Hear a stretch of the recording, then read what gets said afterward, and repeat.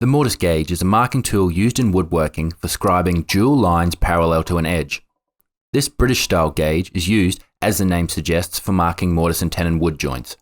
If you don't know what that is, it's basically a joining method wherein a square peg piece fits into a square hole and is locked with pins and/or glue. Researching the history of this particular item was tough.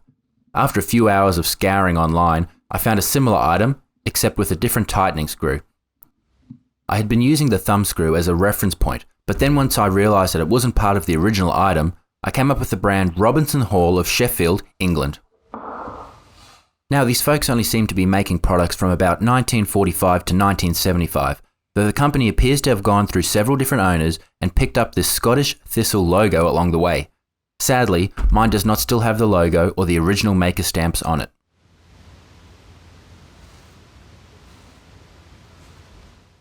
This thumb screw at the bottom of the stem allows for precise adjustments of the spurs, or rather, the two sharp points on the other end. They are adjusted to the width of the chisel that is going to be used to create the mortise.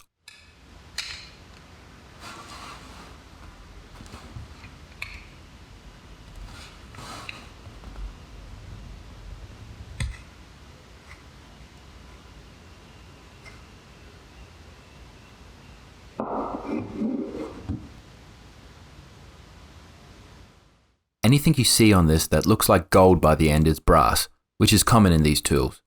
Brass is an alloy of copper and zinc which is light and tough enough in most cases to help protect some of the wooden surfaces. Its downfall is that it will tarnish quickly unless covered with a wax or a clear protective coating.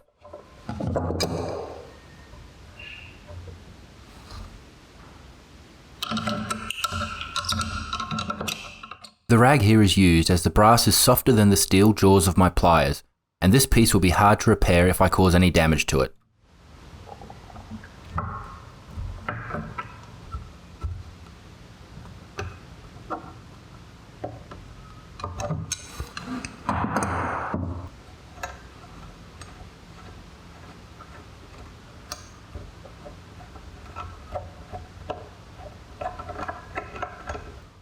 The crisscross pattern on this thumb screw is called knurling, and you can see that it is worn down with use over time, because usually all those little squares will be pointy.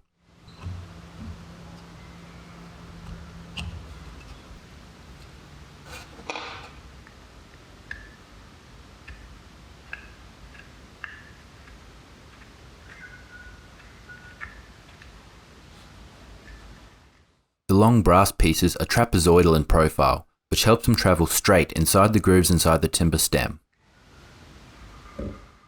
It's also the reason why this one piece can be held in place quite securely with just one screw.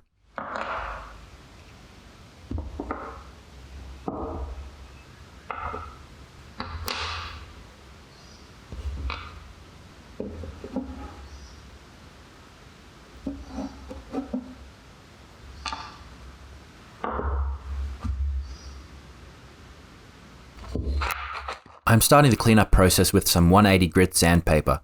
I have to try not to remove too much material or all of the pieces won't go back together properly. In saying that, everything is a bit stiff from corrosion and time, so it should work out well in the end. From my research, this timber should be rosewood, which you may have seen before on the fretboard of a guitar. It is a nice hard wood, which may be why this tool is still in such alright condition. For whatever reason, you can see that this part, the fence, is much darker than the stem, the piece that I just sanded. I'm not sure why that is.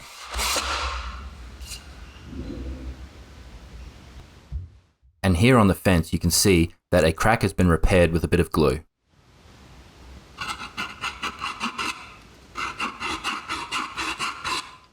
If you recall back to the start, this is the piece I was talking about not being the correct part. So I made a new one.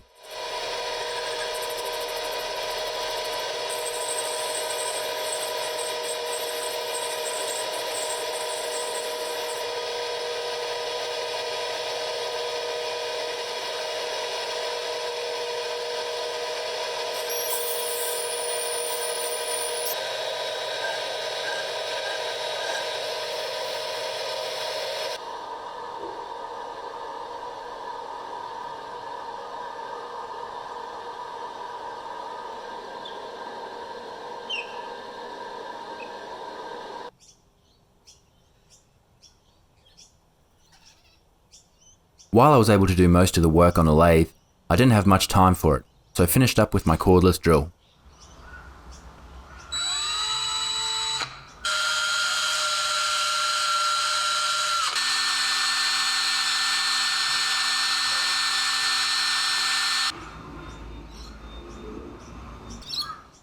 You wouldn't think that the superglue could hold these two pieces of brass together very well, but all the area provided by the threads actually gives it quite a strong grip, and in the future if I ever need to crack them apart, I can.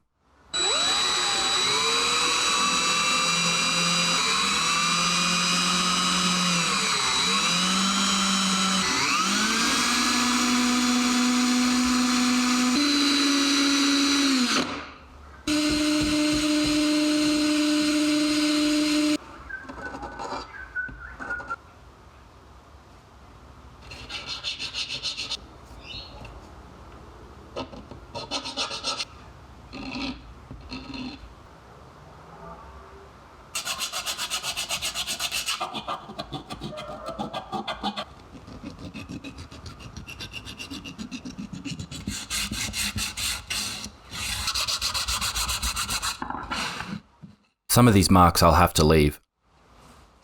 It would end up removing too much material to get rid of them, and then it might not fit together properly anymore.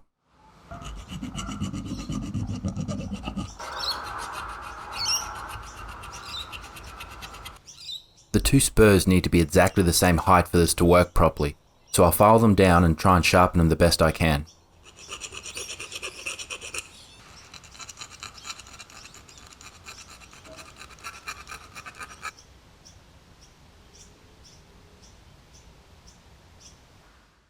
I use some linseed oil for the finish.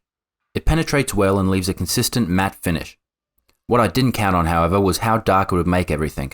A lot of the lovely timber grain was hidden.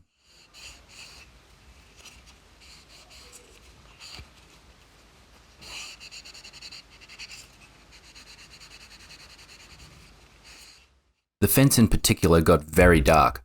While it makes a nice contrast to the brass, it's not what I was chasing. Goes to show, always do a test patch first.